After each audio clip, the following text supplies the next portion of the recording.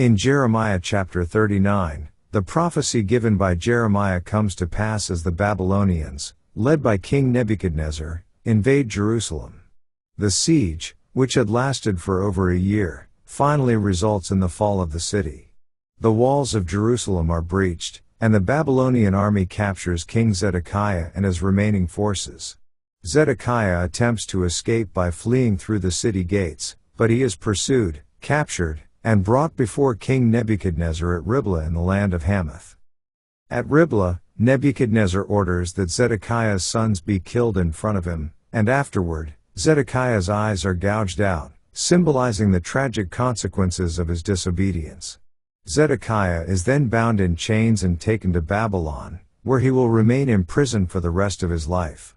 The fall of Jerusalem marks the fulfillment of Jeremiah's warnings, as the city's destruction and the exile of its people come as a result of their persistent sin and rejection of God's message.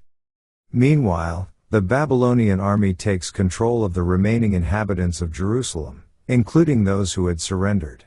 The city and the temple are plundered and burned, and the Babylonians carry away the treasures of the temple, as well as the remaining gold and silver.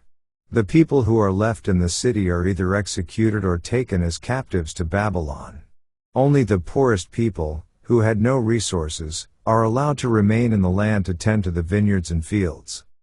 The chapter concludes with the release of the prophet Jeremiah. After the fall of the city, Nebuchadnezzar orders that Jeremiah be treated with kindness.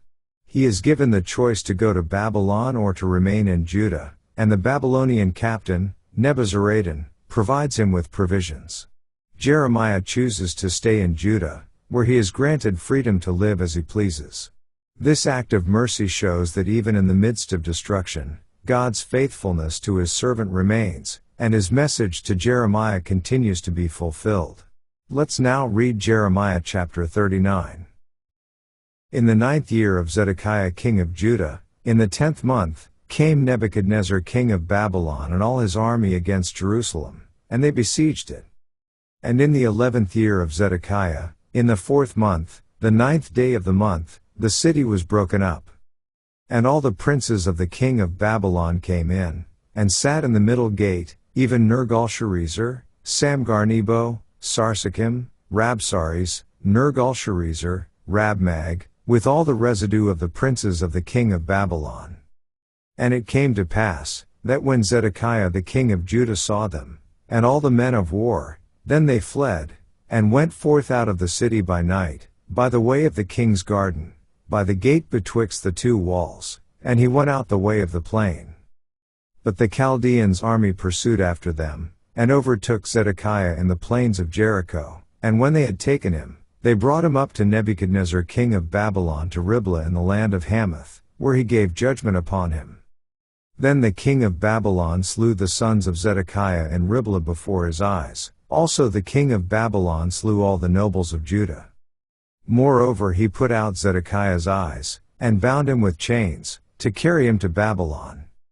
And the Chaldeans burned the king's house, and the houses of the people, with fire, and brake down the walls of Jerusalem.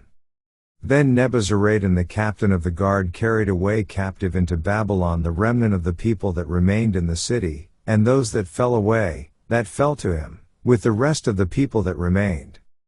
But Nebuzaradan the captain of the guard left of the poor of the people, which had nothing, in the land of Judah, and gave them vineyards and fields at the same time. Now Nebuchadnezzar king of Babylon gave charge concerning Jeremiah to Nebuzaradan the captain of the guard, saying, Take him, and look well to him, and do him no harm, but do unto him even as he shall say unto thee. So Nebuzaradan the captain of the guard sent, and Nebuchadnezzar, Rabsaris, and Nergal-Sharezer, Rabmag, and all the king of Babylon's princes. Even they sent, and took Jeremiah out of the court of the prison, and committed him unto Gedaliah the son of Ahikam the son of Shaphan, that he should carry him home, so he dwelt among the people.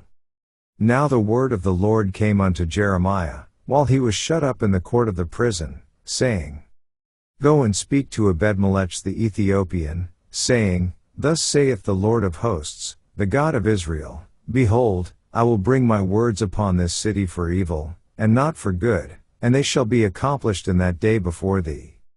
But I will deliver thee in that day, saith the Lord, and thou shalt not be given into the hand of the men of whom thou art afraid. For I will surely deliver thee, and thou shalt not fall by the sword, but thy life shall be for a prey unto thee, because thou hast put thy trust in me, saith the Lord.